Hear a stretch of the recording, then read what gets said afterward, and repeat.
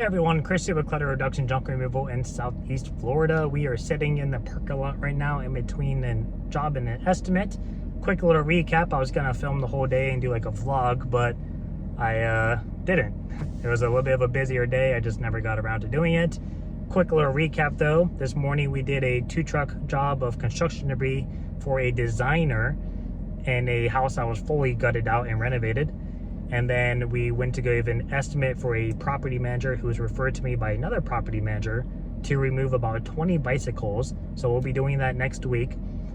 And then we went to go do a job that I just came from, and we did a removal of a large secretary desk and a canopy bed plus the middle portion of the entertainment center that was attached to it. So I'll throw up some pictures of the whole day.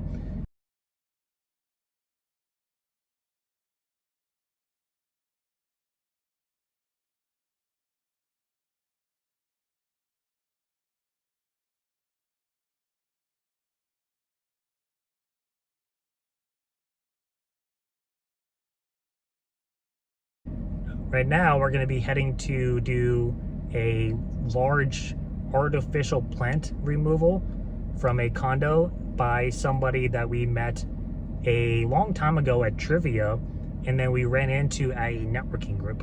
So I have a decent minimum price, so we're going to probably adjust that a little bit depending on how big the plant is. And he may just not want to go with me anyways. So we'll see. It's going to be an estimate / junk removal. Because I didn't talk about anything else though, I figured I would shine some light on a couple of tips, no pun intended, that I have learned over time that I actually experienced all 4 of today. So just to give you guys some of my opinions based on my experience, whether I was a mover or a junk removal, both work in the same fashion. The first one is to take before and after pictures, especially if your client is not there. If it is a realtor and they're not going to be able to meet you, if the client's out of town, if you're doing it for a business owner, it's at an office building, take before pictures and then take pictures of the same exact room when you are done of the items removed. That is helping with 2 things. Number 1, you are confirming that you took the piece that you were supposed to take. The second thing is that you are confirming that you only took the pieces you were instructed to take and nothing else. And it also shows the condition of which you left the item or that you left the place in. So it doesn't hurt to do, it doesn't take long. You can either keep it for yourself or you can send it to the client. I attach it in my invoice and I'll label each one as what room it is. And let's say there was a whole room worth of stuff and I only took the couch. I'll put in the description, I'll say bedroom, and then in the additional details, I'll write down only the couch was to be removed. And that way there's no confusion when they go back and say, oh, the whole room is full, I thought we were gonna take all of it. So take your pictures before and after. The next thing is to confirm pricing before you start. So if you are going to do a job and somebody says, hey, I need this and this and that removed, and you're like, okay, I have to see it to give you a price, and maybe they're not gonna be there, and you get there and you price it out and you're like, okay, it's about what I thought it was gonna be. Don't just start the job. No matter how confident and how forward they were with you doing it, don't just start. Because this is something that could happen. You could start the job, you can complete it, call them up and say, hey, you're all set, we got everything out for you, swept up, locked up, you're good to go, it's gonna be $500. And they may say, oh, okay, well, I don't know, I was thinking maybe it's gonna be like closer to $350, $400. Yeah, I don't know, I probably wouldn't have done this if it was gonna be $500. That's a tough situation to be in, and you might think, oh, well, I'll just dump it off in the front yard, fuck them. That can get you in a lot of trouble, by the way. Yes, they may not pay you. Don't just go dumping stuff, though. It poses a higher threat than you may think. But it's a good situation to avoid. So if nobody is there, even if I have to wait 5, 10, 15 minutes, I'm gonna call them. And by the way, if I'm waiting for like 20 minutes, I might just jump the price up like 20 bucks. I'm gonna call them and say, hey, I checked it out, everything looks good. I just want to let you know this is approximately how much it's going to be. Actual price may vary by actual volume consumed. Are you okay with me to start the job? Yes or no? And then you go do the job, and then again you include your before and after pictures. So just something to keep in mind to help keep you protected so you don't run into those situations. Third thing, not really related to before and after, but if you are a solo worker like I am, something that I have learned over time is when people see me show up to an estimate by myself, their next question is usually, oh, you're coming back, are you going to have somebody with you? As if I bring people to estimates by myself all the time. And often I will say, I may have somebody, but I'm probably going to be here by myself. And a lot of the time I get questions of, oh, it's just you, or are you going to be able to handle this, or should I have somebody else come out to help you, or I can give you a hand? And the answer is always no. If I wasn't confident I can get your job done by myself, I wouldn't be doing it by myself, because that would be stupid. That means I'm likely going to cause damage, and that's going to cost a lot more than me going out and hiring labor. So I like to give people a little bit of background about me because they don't know who I am. You can go on Google and see 5-star reviews, but you don't know what you are handling throughout that.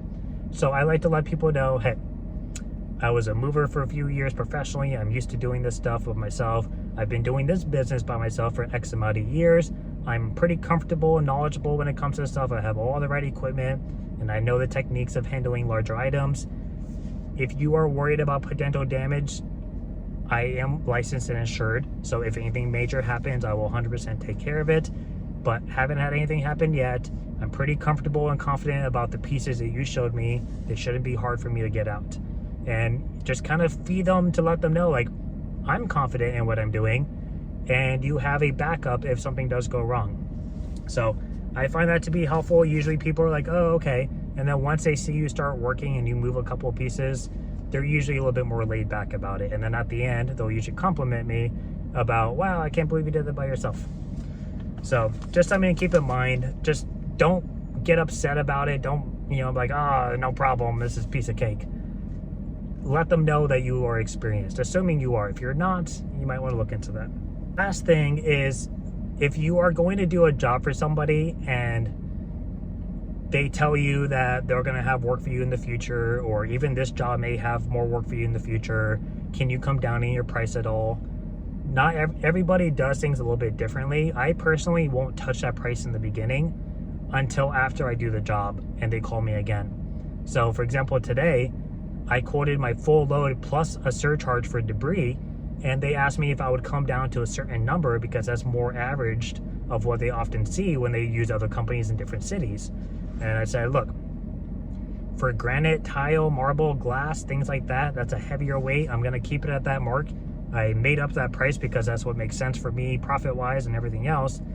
If I come across a load where it's a little bit more trash and lighter material like drywall and, scraps and things like that, then yeah, I'll come down to my typical full load price, maybe a $50 increase versus a $100 increase.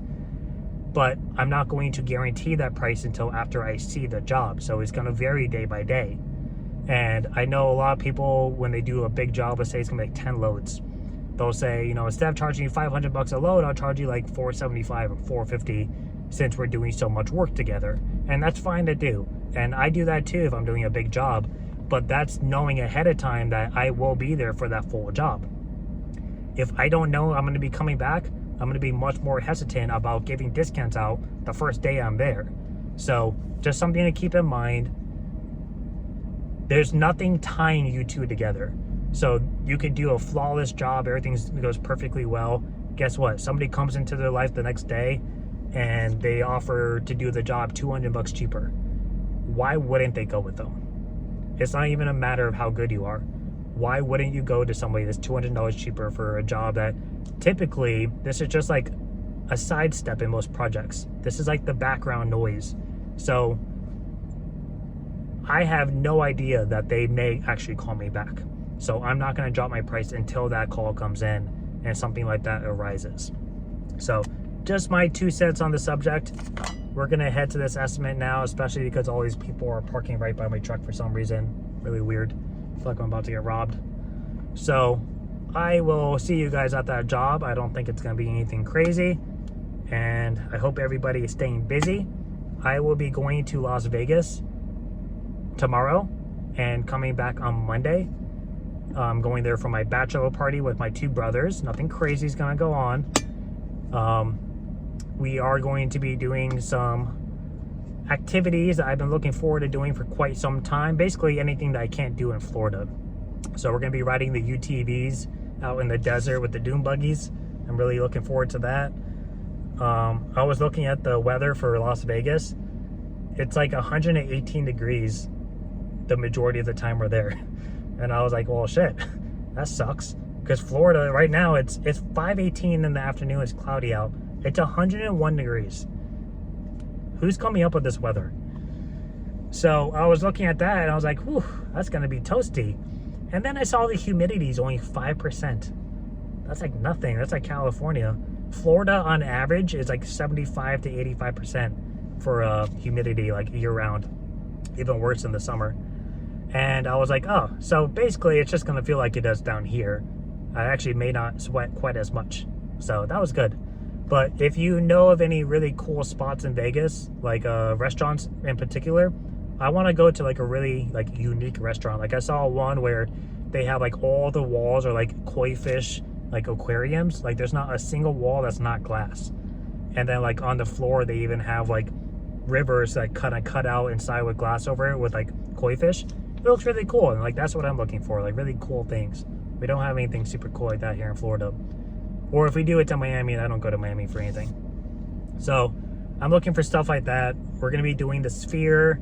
We're doing the go-karts. I don't know what they're called. We're doing the dune buggies. We're going to be doing one of the Circus Delay shows. I've seen one in the past, super cool. So we're going to be seeing it in another version of it. We're going to be doing a couple of small activities we came across. And then I have a long list of restaurants I want to try. But if you've been there and you've experienced it, let me know what would be cool to go to. I'll check all the comments Wednesday night when we get there. We're not going to get there until like 11 o'clock at night. So I got some times. In the meantime, hope everybody had a good 4th of July, and I hope everybody is staying busy for July. I have, of course, am getting busy right up until I need to leave. I'm going to be doing a job tomorrow from 9 a.m. until 2 p.m. and then I have to leave at 3 to go to the airport. So not giving myself a lot of wiggle room here. But that's going to be it for me.